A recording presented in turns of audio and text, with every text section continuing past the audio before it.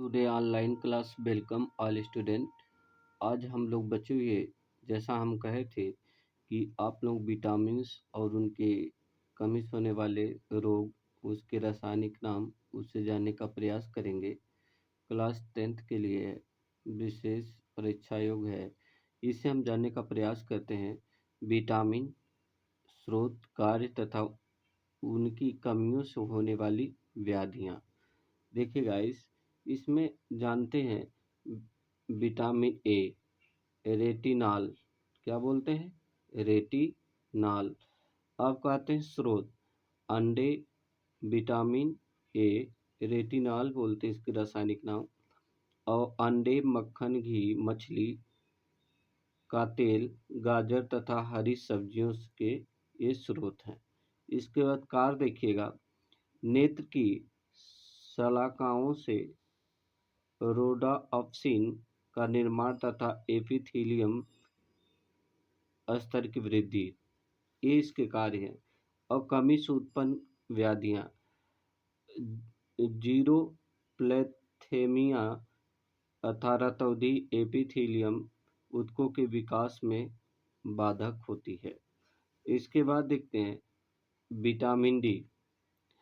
सूर्य का प्रकाश, मक्खन, दुग्ध, मांस, मछली का तेल, वृक्क आदि से प्राप्त होते हैं, अर्थात ये स्रोत होते हैं। और इसके कारण हड्डियों व दांतों की स्वस्थ वृद्धि तथा कैल्शियम और फास्फोरस का क्षुद्रांत में अवशोषण करना ही इसके क्या है? कार्य हैं। अब इसके होने वाली जो रोग होते हैं, रिकेट्स होते हैं या सूखा रोग, विटामिन डी से होने वाले सूखा रोग तथा ऑस्टियोमैलेशिया। क्या बोलते हैं? ऑस्टियोमैलेशिया इसके क्या है? रोग हैं, अर्थात इससे व्याधियां उत्पन्न होती हैं, अर्थात विटामिन डी की कमी से होने वाले रोग। इसके बाद देखिएगा विटामिन ई, जैसे अंडे, जैसे विटामिन ई टोकोफेरॉल। क्या बोलते हैं इसके रासायनिक? टोकोफेरॉल। अंडे, गेहूं, हरी पत्तियां, मांस से प्राप्त होता है। और जेनिक एपिथेलियम प्रजनन में सहायक होता है। अब इसके बाद इससे होने वाली व्याधियां, जनन क्षमता में कमी एवं अंगघात होता है। इसमें अगर विटामिन ई की कमी होती है, जनन क्षमता में, रिप्रोडक्शन सिस्टम में भी कमी आती है, जिससे जन संतान उत्पन्न होने में विभिन्न प्रकार की समस्या उत्पन्न होती है। इसलिए विटामिन ए की हमें अंडे, गेहूं, हरी पत्तियां आदि खाने चाहिए। विटामिन के, जैसे नेप्थोक्विनोन, तो ये सोयाबीन से मिलता है। और यकृत, अंडे, टमाटर, हरी पत्तियों से खाने से विटामिन के की पूर्ति से दो रक्त के थक्का जमने में विशेष योगदान देता है। रुधिर के थक्के जमने में आवश्यक यकृत में प्रोथ्रोम्बिन का निर्माण करता है। और इससे होने वाले रोग हीमोरेज अर्थात रुधिर स्राव की कमी होती है। जल में विलय विटामिन, देखिए विटामिन B1, ईस्ट, मांस, दूध, इसके थायमिन का आते रासायनिक नाम। ईस्ट, मांस, दूध, यकृत, अनाज के छिलके, पत्तियां, हरी सब्जियां आदि से प्राप्त होते हैं। अब इसके जो है देखा जाए, यहाँ पर स्रोत के रूप में देखा जाए तो ये कार्बोहाइड्रेट, उपापचयी तथा साएंजाइम के रूप में कार्य करते हैं, अर्थात ये इनकी क्षमता के रूप में देखा जाए तो अगर इससे होने वाले रोग बेरी रोग होते हैं, जल में विलय विटामिन से, विटामिनों से बेरी रोग होते हैं। और विटामिन B2, जिसे हम क्या बोलते हैं? राइबोफ्लेविन बोलते हैं, जो हरी सब्जियां, ईस्ट, पनीर, गेहूं, यकृत, मांस आदि से प्राप्त होते हैं। और देखिए अमीनो अम्ल के उपापचय में फैट एंजाइम का भाग लेते हैं। इसके बाद किलोसिस, ओठ फटना, ग्लायोसिस साइटिक्स या जीभ में सूजन होना, डर्मेटाइटिस या त्वचा का फटना इत्यादि होता है। अब विटामिन B3 पैंटोथेनिक अम्ल, ये टमाटर, मूंगफली, यीस्ट, दूध, मांस, यकृत, अंडा, वृक्क आदि से उत्पन्न होते हैं। और इसके बाद देखिए इसके उपापचयी क्रियाओं में एंजाइम ए का मुख्य भाग होता है। देखिएगा जिसे डर्मेटाइटिस बोलते हैं। व्याधियां जो होते हैं विटामिन B3 से डर्मेटाइटिस रोग उत्पन्न होता है।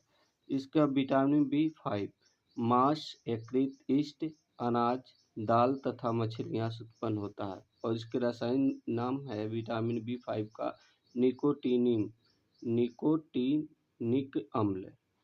और ये मांस, यकृत, यीस्ट, अनाज, दाल तथा मछलियां से प्राप्त होता है। और कार्बोहाइड्रेट तथा अमीनो अम्ल के ऑक्सीडेशन में शोषण में प्रयोग होने वाले एंजाइम का एक कार्य है। इसके बाद इससे व्याधियां पहला ग्राम या जीभ व त्वचा पर पपड़ी पर जाना। अगर जीभ त्वचा पर क्या हो जाना, पपड़ी पर जाना, ये आपके विटामिन B5 के कारण ऐसा होता है। तो ये गाइस विटामिन B5 के कारण से ये फैला ग्राम या जीभ व त्वचा पर पपड़ी पर जाना अर्थात जो पपड़ी पर जाना ही ये विटामिन 5 के कार्य कमी से होने वाले रोग होते हैं। अब आगे जानने का प्रयास करते हैं गाइस। देखिएगा विटामिन 6 में पायरिडॉक्सिन या शुष्क फल, दुग्ध, सब्जियां, अनाज, मांस, यीस्ट इत्यादि से प्राप्त होते हैं। और अमीनो अम्ल तथा प्रोटीन का उपापचयी क्रिया कार्य करते हैं ये। और इसके बाद इससे होने वाले रोग एनीमिया अर्थात अरक्तता या डर्मेटाइटिस या चर्म रोग कहते हैं। विटामिन B6 से कमी से होने वाले रोग को चर्म रोग उत्पन्न होते हैं। विटामिन B12 साइनोकोबैलेमिन, तो ये जैसे कच्चा यकृत अथवा मांस, मछली, दुग्ध, अंडा आदि के सेवन से इसकी पूर्ति हो जाती B12 से। जैसे इससे होने वाले कुछ जो स्रोत हैं वो इससे होता है। और इसके कार्य क्या होते हैं देखा जाए तो ये लाल रुधिर तथा न्यूक्लियोटाइड्स के निर्माण में एंजाइम का कार्य होता है। तो देखिएगा पर्नियस तथा एनीमिया जैसे प्राणिस या रक्त अल्पता कहते हैं। रक्त अल्पता अर्थात B12 के कमी से रक्त अल्पता होता है। और फोलिक अम्ल क्या होता है, यह हरी सब्जी, यकृत, सोयाबीन, बीन, अंडा, गुर्दा, यीस्ट इत्यादि से इनकी पूर्ति होती है खाने से। और इसके स्रोत के रूप में देखा जाए जैसे ये कार्य के रूप में तो ये न्यूक्लिक अम्लों का उपापचयी, शारीरिक वृद्धि, रुधिराणु का निर्माण इत्यादि का कार्य किया जाता है।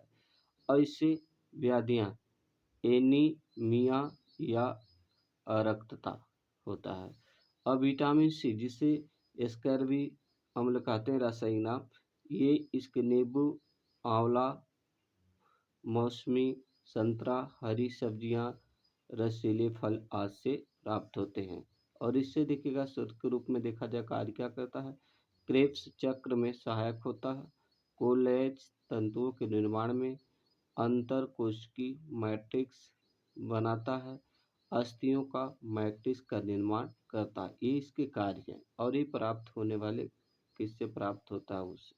और क्या इससे कमियां होती हैं, क्या रोग उत्पन्न होते हैं, स्कर्वी रोग मसूड़े से रुधिर स्राव स्राव अर्थात भार में कमी होती है।